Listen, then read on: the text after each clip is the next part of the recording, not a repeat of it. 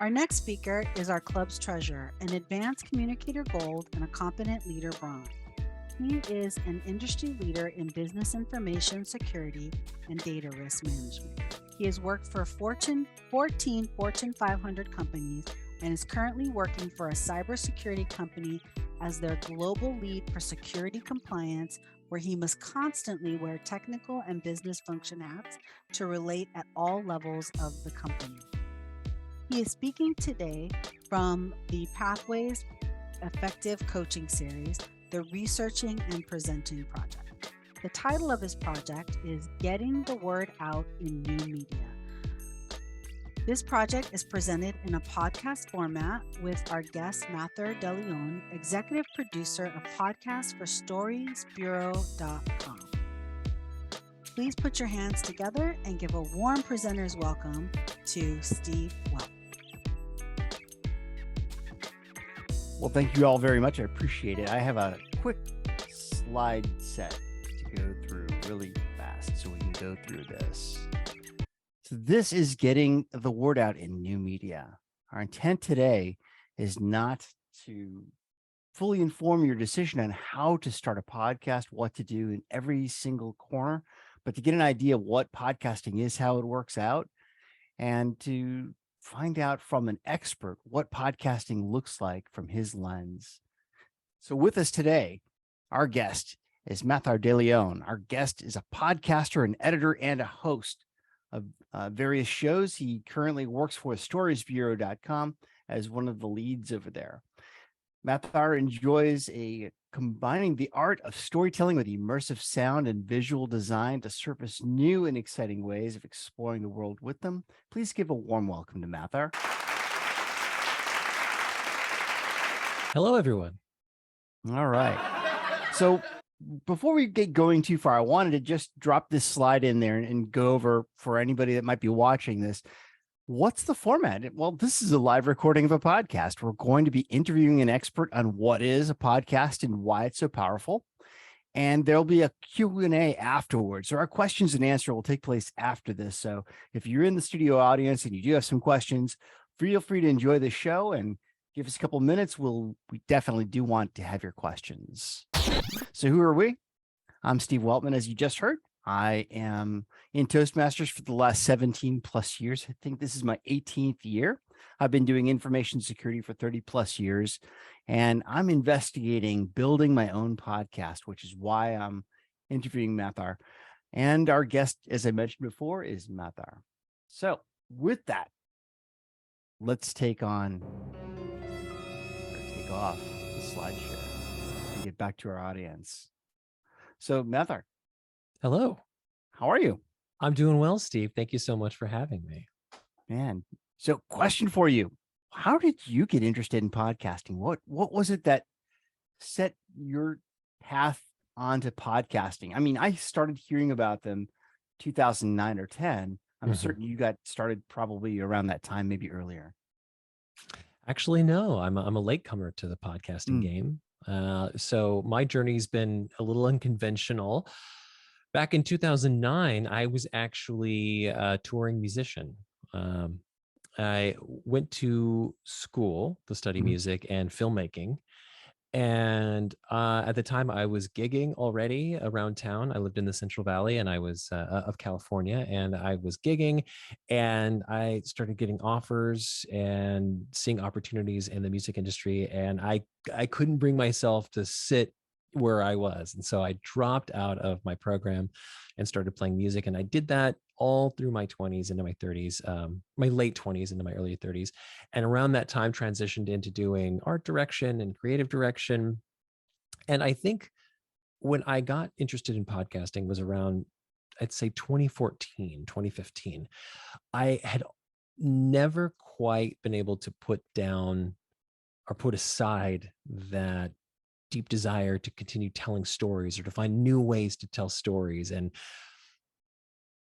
podcasting to me just seemed like such an incredible opportunity to connect with people and to express a side of myself, and to also, I guess, find a way to bring new stories to light.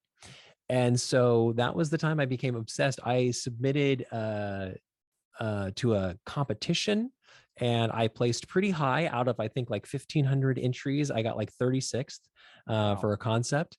And that, I guess, was for me, it was like, oh, maybe I could actually do this. And so then I began just in every endeavor from then on, trying to figure out how to weave podcasting into it. And it never quite took at any agency or any contract I was at until, as I mentioned to you earlier, at the start of the pandemic, I was making a show for myself or experimenting with shows for myself. And I just happened to find the opportunity, which just snowballed one thing after another. I think the excitement for me is the ability to do it from almost anywhere. It seems like with today's, the advent of technology and especially a post-pandemic world, you can really do this from anywhere in the world. And I think that has always been why I wanted to be a musician, why I wanted to be an artist. Just that flexibility for me is what drew me to the industry. So, and that's why I'm still here. That's great. Totally understandable. And the best part of this is it allows that human relationship portion that you're really strong in to show through. I can see that. And that storyteller angle, and everybody wants to know the story, the backstory. They want to know how you got started, Right. what's in it, why, what keeps you interested in it. And now we know a lot about that. So I'm going to go a little bit into your expertise about it. So what is and what isn't a good reason to have a podcast? Are they only commercial? Are they only just good for advertising? What would you say about podcasting? This is an interesting discussion. It's very, very, very subjective, I'd say. But I have always held firm to the belief that podcasts, first and foremost, are a form of entertainment, right? In many ways, right? You could take the idea of entertainment to mean many things. But to me, if you're not moved by something that you're going to spend an hour listening to, if you're not if you don't find yourself laughing or curious, right? If you're not endeavoring to seek out that speaker or those ideas again and again, if you don't want to come back to it, I don't know if it really is a successful podcast. It might as well be a webinar, right? Or a one-off like YouTube workshop or something like that, right? Like a podcast inherently is meant to be consumed, over and over again. You want to become endeared to those ideas and that community and those speakers. And so I think inherently, if your podcast doesn't surprise or delight or entertain or move someone, I would re-examine what you're doing. Or maybe what you're doing isn't the wrong idea. It just might not be really a podcast. It might be something else. Yeah. But that is for me, first and foremost, I would say I can't think of bad reasons to start a podcast. I think being passionate or excited about anything is a great reason to start a podcast, because if nothing else, even if your podcast doesn't take off, right, and develop a huge audience, you will learn so much about yourself and your own ideas and your own ability to manage a content schedule from doing that. So I recommend anybody who's curious to just hit record and go. That's really cool. So you don't advocate using it only for commercial purposes, which is awesome. Even though that's what you do for a living right now, that isn't really the main point. I think what I'm hearing you say is it's to build a community of people that you may not ever meet, but you'll have a dynamic connection with them, a real life connection with them based on just the sound of your voice, or if you're doing it on YouTube, also there as well. Does that sound about right? I think so. Yeah. I don't really think of podcast as a marketing tactic. It's a platform, right? If you want to reach people, there's a lot of ways to get your product or your idea in front of them. They're a lot more efficient than a podcast, much more efficient on you. I mean, I could probably list a dozen, but I think if you're going to make a podcast, you've got something to say. And you believe fundamentally that other people want to hear what you have to say, or you desperately want to connect with them. And so you're looking for an opportunity to build that community. That inherently, if you have that mindset when you go into a podcast, the commercial opportunities around podcasting are many, but it in and of itself I don't think of it as just like, it's not an ad for something, right? It is an opportunity to find other human beings who will resonate on the wavelength that you're currently operating on.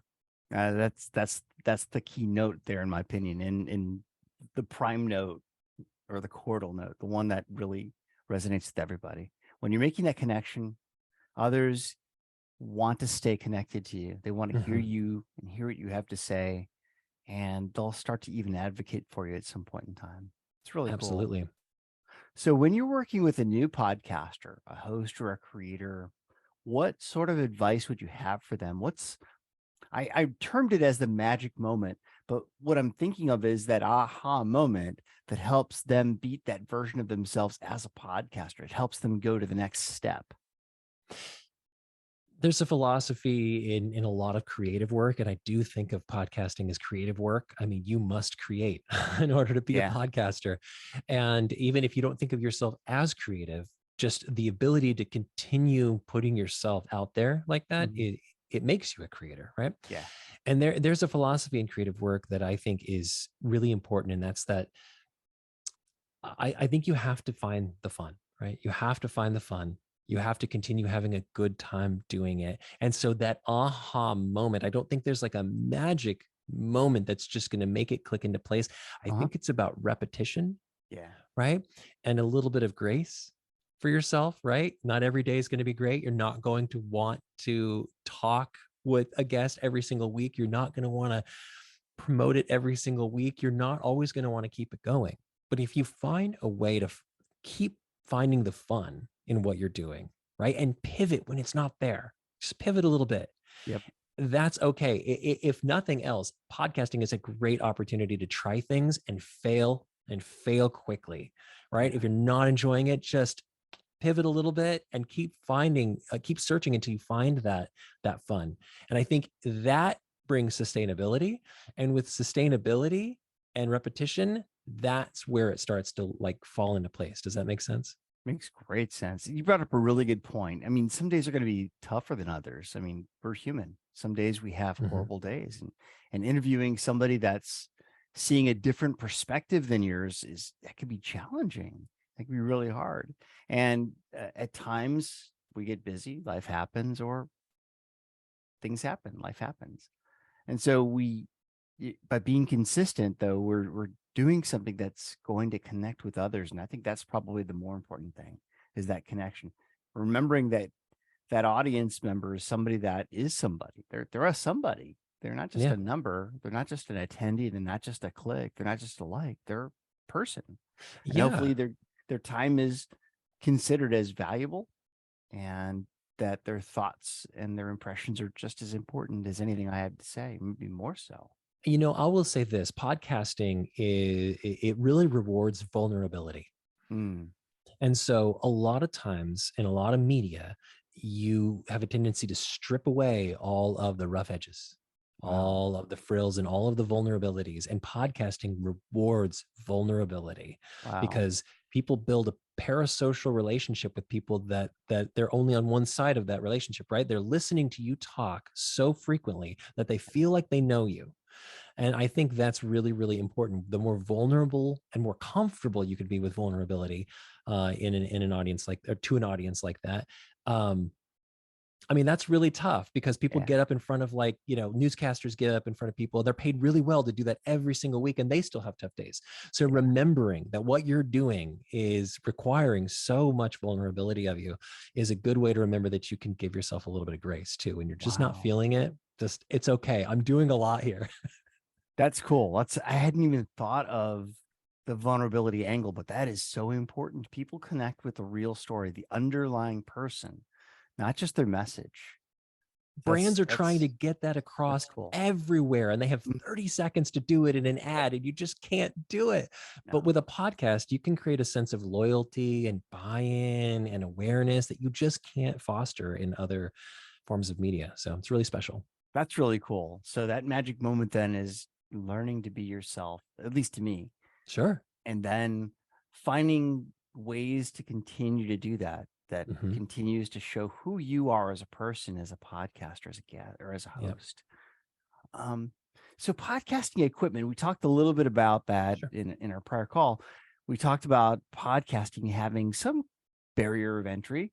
Mhm. In most cases, it's just the time, but you mentioned there might be some other costs like equipment, software, or systems that you might need to get started. Can you talk just a little bit about that? I think, yeah, absolutely. I mean, obviously, depending on who you are and what your goal is, and Hmm. maybe more who your intended audience is, I think the cost can vary wildly. But as I know some of the people in this audience can attest to, getting started sometimes is just about, again, that vulnerability comes into play, being Yeah. willing to say, like, all right, cool, I think I know just enough to hit record and I'm gonna go for it. So I have always been encouraging of people, just literally, if the most technically proficient you can get is to pick up your iPhone and hit record and invite someone to do that where they are, and the two of you clap to sync yourselves up so that you can stitch it together later. Or you're just getting on a Zoom call and you hit record on Zoom and you're like, whatever, it's not going to sound great, but I'm going to make it happen. Something. Yeah. Yeah, people are doing that all over the world and they're True. finding success with it. So I think the barrier of entry sometimes is in ourselves, right? Like our willingness to just like go for it. And also just the amount of research and preparation we want to do to get ready for an important call or interview or to talk about something. Those to me seem like greater barriers of entry than the technology, because a quick Google search and you can find Zencaster, Riverside, like a dozen at least programs that will allow you to record conversations remotely from across the world.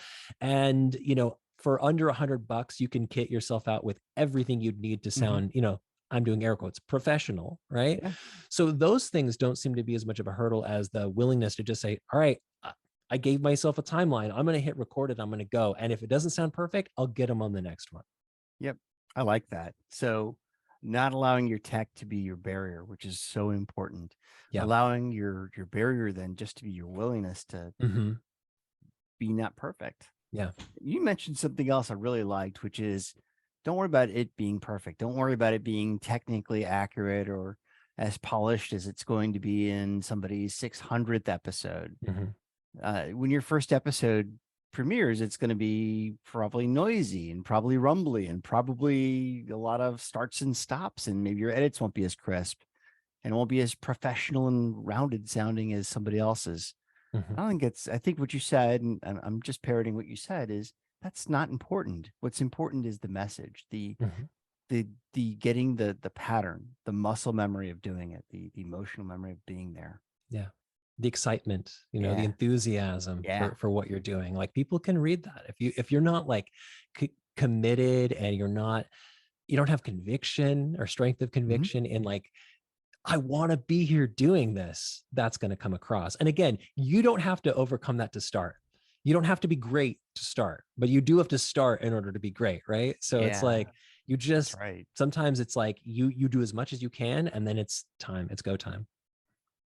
So we talked a little bit about previously, we talked about things like cadence and topics and Mhm. style. And I think we just kind of hit on production quality, even audio outlets, things like Mhm. that. What do you have? Do you have any input or output? You can give recommendations for us as new podcasters, people that want to be creatives and have something to say about these sorts of topics. Yeah, and this is again one of those really subjective things. In terms of cadence, I would Uh-huh. say be consistent, right? Nothing is rewarded more than consistency in terms of when you're going to release. If it's going to be once a month or once a year, just tell people what it's going to be and try to stick to it. Yeah. And again, be forgiving of yourself when you don't meet the deadline. It's okay, right? But just know that working toward consistency at whatever cadence works for you Mhm. is more important than trying to do every day or every week, right? Don't pick a cadence that's not sustainable. That's Yeah. the killer of podcasts. Topics, again, what gets you out of bed?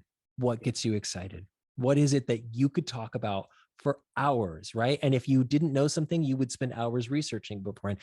Pick low-hanging fruit, right? And then Yeah. work your way up to stuff that's like, I'd like to talk about that, but I feel more equipped down here, right? Just go for that because I think you're going to find somebody who is on that same wavelength. That is so right. We talked a little bit about information security and you knew nothing about it when we started, but you Mhm. started to get a feel that I was talking about risk management and how that actually applied to just life. It was really cool. You And seemed more excited about risk management than anybody I've ever met. And I think that's infectious. Okay. So that's the kind of like, that's the vibe, Steve, that you need to bring into your podcast. I enjoy talking about it. As weird as that sounds, it's like an accountant talking about managing money. It doesn't make sense. Everybody needs to do it, but the dynamics that a person brings to it, I think, is the key to it.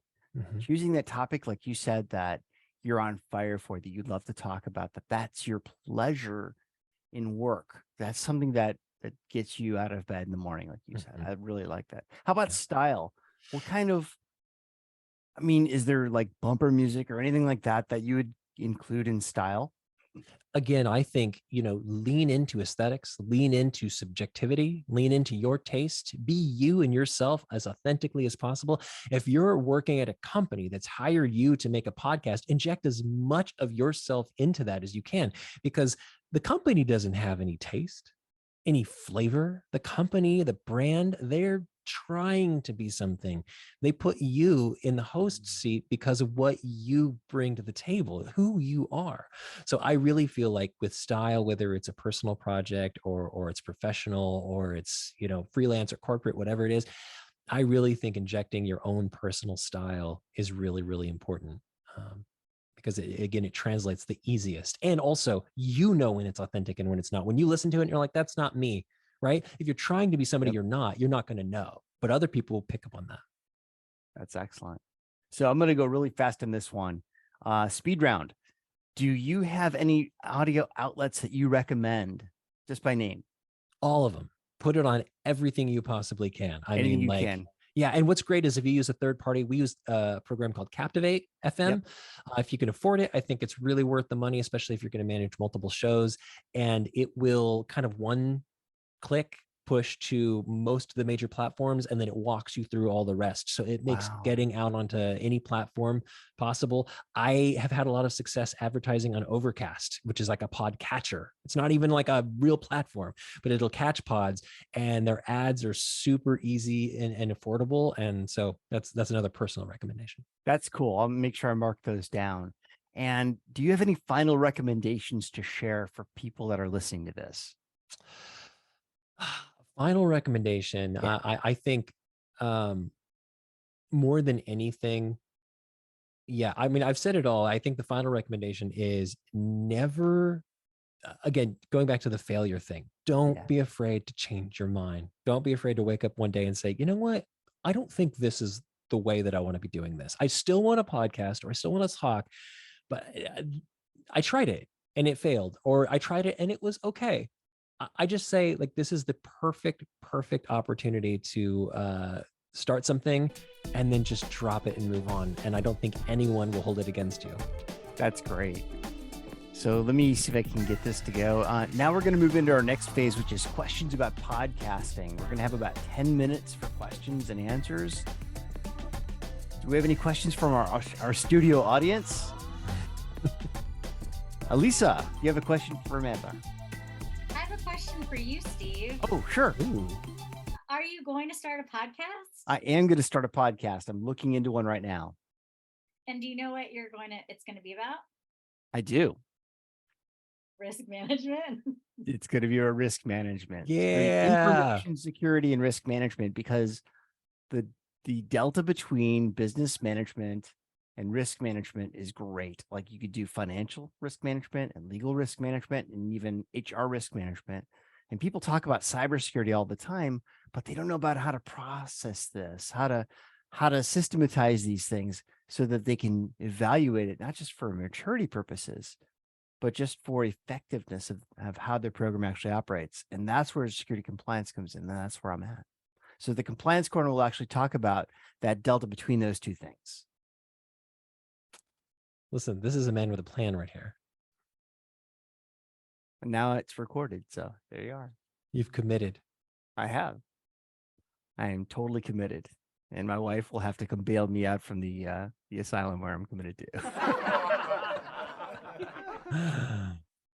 Do we have any other people in our studio audience that would like to ask a question? Grace?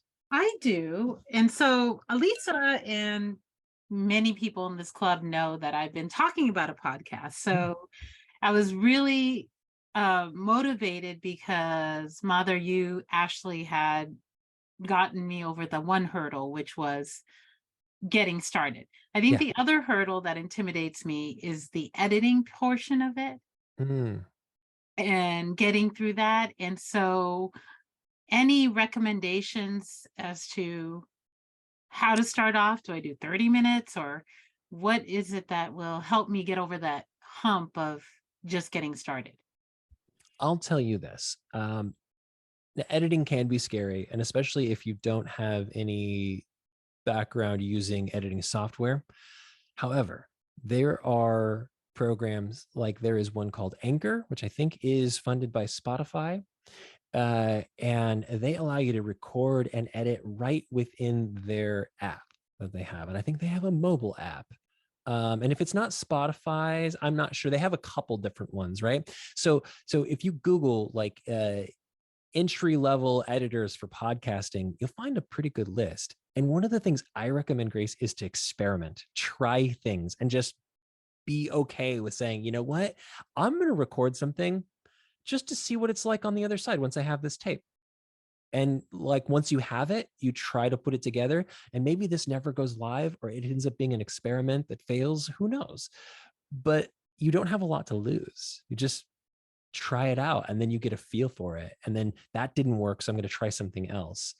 And if you're really one of those people, it's like, I don't have a lot of time to invest in editing. What you'll learn to do is to edit yourself. We do something when we're recording. Sometimes we say, cut, cut, cut, or we'll do a little clap so we know where to sync it. We learn these little things that allow us in the post-production process to just streamline what we're doing.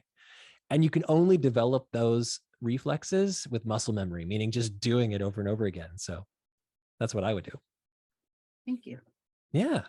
It's a really useful tip, very tactical, super effective. Mm-hmm. Something I'm I'm gonna somebody have who to learn suffers too. from ADHD. So the more I can like make something process oriented and repetitive, like I succeed really well under those types of repetitive circumstances. So I always push people toward just muscle memory, right? I hear you. Sonia, you have a question for Mathr. Yeah, I just wanted to know, like, are there things that one should stay away from or be careful about, like saying, so that you don't get somebody upset or get in trouble for like, how do you address those kinds of issues? Yeah, that's really interesting. I think if you're concerned at all about, red flags or topics that are potentially tricky or off limits, first of all, I mean, like with anything, which I'm sure you all know from doing Toastmasters, it's all about communication.